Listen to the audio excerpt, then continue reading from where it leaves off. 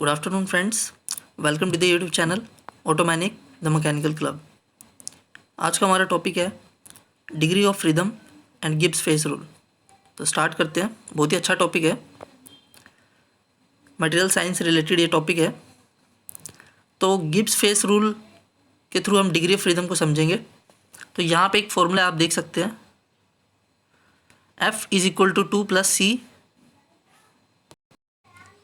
तो यहाँ पे फॉर्मूला देख सकते हैं आप, F is equal to 2 + C - P। ठीक है, तो इस फॉर्मूले के अकॉर्डिंग हम डिग्री ऑफ फ्रीडम फाइंड करते हैं। F is for degree of freedom, और ये C और P क्या है और ये कैसे क्या चीज़ है, ये इसको समझते हैं 1 by 1। ठीक है, तो सबसे पहले बात करते हैं P फॉर फेस। ठीक है, तो फेस का मतलब होता है कोई भी सब्सटेंस कितने स्टेट्स में है, मतलब सॉलिड, लिक्विड और गैस कितने फेस में है।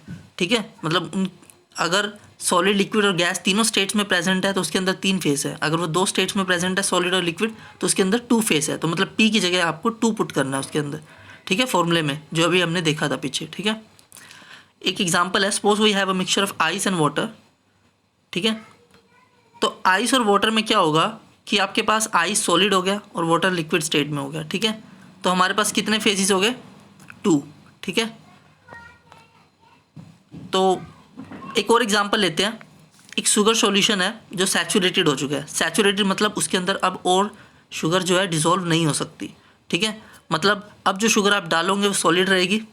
ठीक है, और एक शुगर जो है पहले से डिसॉल्व हो चुके हैं, लिक्विड स्टेट में है। ठीक है, तो मतलब यहाँ पे भी आपके कितने फेसेस रहने वाले हैं? 2 फेस रहने वाले हैं। ठीक है, तो इस तरह से फेस फाइंड आउट करते हैं कि उसके अंदर कितने स्टेट्स हैं।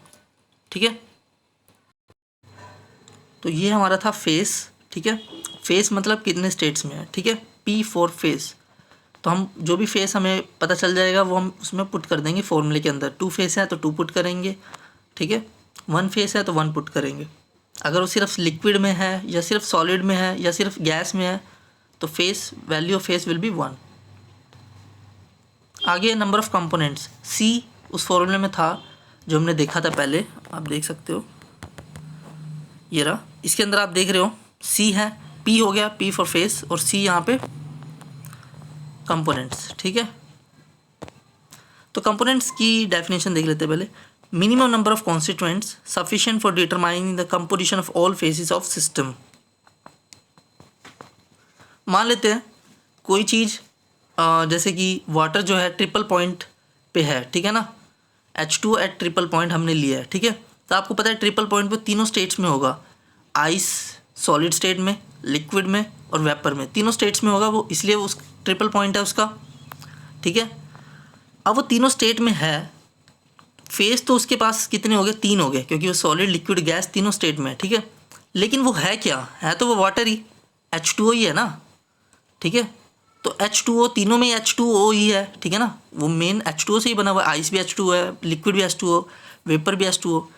तो कॉन्स्टिट्यूएंट क्या रहेंगे? कंपोनेंट्स आपके, तो कंपोनेंट्स 1 ही रहेगा। ठीक है ना, तो कंपोनेंट क्या है? सिर्फ एक ही है जो H2O है, वाटर। ठीक है, तो यही आपको याद रखना है कि कंपोनेंट्स क्या है, मतलब फेसेस ज़्यादा हो सकते हैं। कंपोनेंट्स आपको ध्यान देना है कि वो कितने कंपोनेंट्स से बना हुआ है। ठीक है ना, उसके अंदर कौन कौन सी चीज़ें हैं। तो आइस जो था आपका H2O से था, लिक्विड भी H2O, वेपर भी H2O, water at triple point पे बात कर रहे हैं हम। ठीक है, अब बात करते हैं बाइनरी अलॉय में 2 कंपोनेंट्स होते हैं। देखिए, मान ले कोई 2 अलॉय हमने ली, एक डिफरेंट अलॉय लिया, एक डिफरेंट मेटल लिया, एक डिफरेंट मेटल लिया, उसका हमने अलॉय बनाया।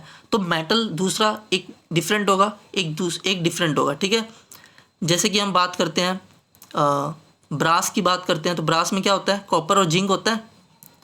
ठीक है, तो कॉपर और जिंक क्या हो गया? अलग अलग 2 कंपोनेंट्स हो गए। ठीक है ना, तो इसके अंदर बाइनरी अलॉय बोलते हैं इसको। तो कितने कंपोनेंट्स हो गए? 2 कंपोनेंट्स हो गए। ठीक है, अगर टर्नरी अलॉय है तो उसके अंदर 3 कंपोनेंट्स होंगे। ठीक है, आप देख सकते हैं। ठीक है, तो 2 कंपोनेंट्स एंड 3 कंपोनेंट्स, तो यही आपका नंबर ऑफ कंपोनेंट्स आ जाएगा। इसको पुट करना आपने उस फॉर्मूले में। ठीक है, C में। ठीक है ना, C की जगह पुट करना है। ठीक है, अब बात करते हैं आपका डिग्री ऑफ फ्रीडम उस फॉर्मूले के ऊपर। ठीक है, हमने C फाइंड कर लिया, P फाइंड कर लिया क्या है। ठीक है, अब डिग्री ऑफ फ्रीडम फाइंड करना है। उसके लिए डिग्री ऑफ फ्रीडम को पहले पता करने हमें बहुत ज़रूरी है कि है क्या। उसके लिए एग्जांपल से समझते हैं। Mixture of 2 metals in liquid state. ठीक है, मतलब 2 मेटल्स है हमारे पास और वो लिक्विड स्टेट में है, ठीक है। तो लिक्विड स्टेट में है तो फेस कितना हो जाएगा, 1 हो जाएगा। और 2 मेटल्स है तो कंपोनेंट्स कितने हो गए, 2 हो गए। तो F हम वैल्यू पुट करेंगे इस फॉर्मूले में, तो पता है आपको F की वैल्यू 3 आ गई, ठीक है। तो ये डिग्री ऑफ फ्रीडम है क्या? डिग्री ऑफ फ्रीडम का मतलब ये है कि हमें कितने पैरामीटर्स की ज़रूरत है उसकी स्टेट को बताने के लिए, मतलब प्रेशर, टेम्परेचर, किस चीज़ की ज़रूरत है। मान लेते हैं ट्रिपल पॉइंट पे है वाटर, ठीक है ना। तो ट्रिपल पॉइंट पे हमें पता है बिल्कुल एग्जैक्ट कि उसका क्या स्टेट है, ट्रिपल पॉइंट कौन से टेम्परेचर पे कौन से प्रेशर पे होता है, बिल्कुल एग्जैक्ट हमें पता है। उसके लिए हमें कोई डिग्री ऑफ फ्रीडम की वैल्यू 0 हो जाएगी, क्योंकि वहाँ पे कॉन्स्टिट्यूएंट्स कितने, फेसिस कितने हो जाएंगे, 3।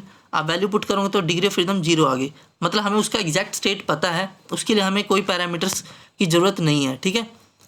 वही अगर कोई चीज़ हम लेते हैं, कोई और चीज़ लेते हैं, तो हमें उसके अंदर किसी में डिग्री ऑफ फ्रीडम हमें 2 आएगा, किसी में आंसर हमारा 1 आ जाएगा, ठीक है ना। तो डिग्री ऑफ फ्रीडम का मतलब है कितने पैरामीटर्स की ज़रूरत है उसके स्टेट को बताने के लिए, ठीक है ना। जैसे कि सॉलिड है, कोई चीज़ सॉलिड में है बिल्कुल, तो उसका प्रेशर और टेम्परेचर बताना पड़ेगा हमें, ठीक है। तो यही चीज़ होती है डिग्री ऑफ फ्रीडम की, आपको कितने पैरामीटर्स की, इंटेंसिव प्रॉपर्टीज़ की जरूरत पड़ती है। इंटेंसिव मतलब प्रेशर, टेम्परेचर, वॉल्यूम, ये सारी चीज़ें, ठीक है ना, कि आपको इनमें से कितनी चीज़ें बता के उसके स्टेट को बताना पड़ेगा कि इस वक्त उसकी क्या कंडीशन है, कौन सा स्टेट पे है वो, ठीक है। तो डिग्री ऑफ फ्रीडम यही होता है, आपको ये समझना बहुत ज़रूरी है। डिग्री ऑफ फ्रीडम क्या होता है, फॉर्मूला तो हम कर लेते हैं इसका हमेशा, C पता है हमें, P पता है, F पता है, लेकिन डिग्री ऑफ फ्रीडम आपको पता होना जरूरी है कि कितने पैरामीटर्स की हमें ज़रूरत, ये वही होता है डिग्री ऑफ फ्रीडम, कितने पैरामीटर्स की आपको ज़रूरत है उसके स्टेट को बताने के लिए, ठीक है। कोई भी आपका सब्सटेंस है उसके स्टेट को बताने के लिए, ठीक है। तो ये एक चीज़ और लिखी हुई है, remember that face can not be 0 but degree of freedom can be, ठीक है। तो फेस कभी भी 0 नहीं हो सकता, एक ना एक फेस में तो होगा ही ना, वो सॉलिड, लिक्विड या गैस, ठीक है ना।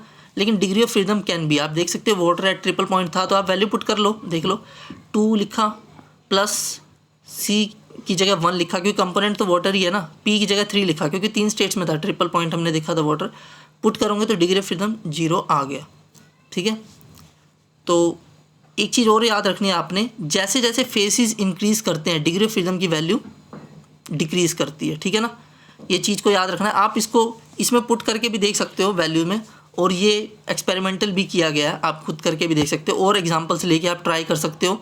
ये बिल्कुल वैलिड है कि जैसे जैसे फेसिस इंक्रीज़ करते हैं वैसे वैसे डिग्री ऑफ फ्रीडम कम होता है। तो ये competitive exam point of view से भी है, ठीक है ना, कि डिग्री ऑफ फ्रीडम मिनिमम कब होगा, जब फेस मैक्सिमम होगा, ठीक है ना। ये वाइस वर्सा होता है दोनों एक दूसरे का, ठीक है। तो इस चीज़ को आपको याद रखना है, सीधा पूछ भी सकते हैं आपसे SSC के एग्ज़ाम्स में भी, ठीक है। तो आपको याद रखना है। तो ये था हमारा टॉपिक डिग्री ऑफ फ्रीडम का, और ये गिब्स फेस रूल का ये फॉर्मूला है जो आपको याद रखना है। मटेरियल साइंस के और टॉपिक्स कवर करेंगे जल्दी, तब तक हमारी वीडियो को देखिए, और इससे रिलेटेड और भी वीडियोस हमारे प्लेलिस्ट बनी हुई है, उसमें जाके आप देख सकते हैं। और हमारे चैनल को सब्सक्राइब करो और इसे शेयर करो। Thanks for watching.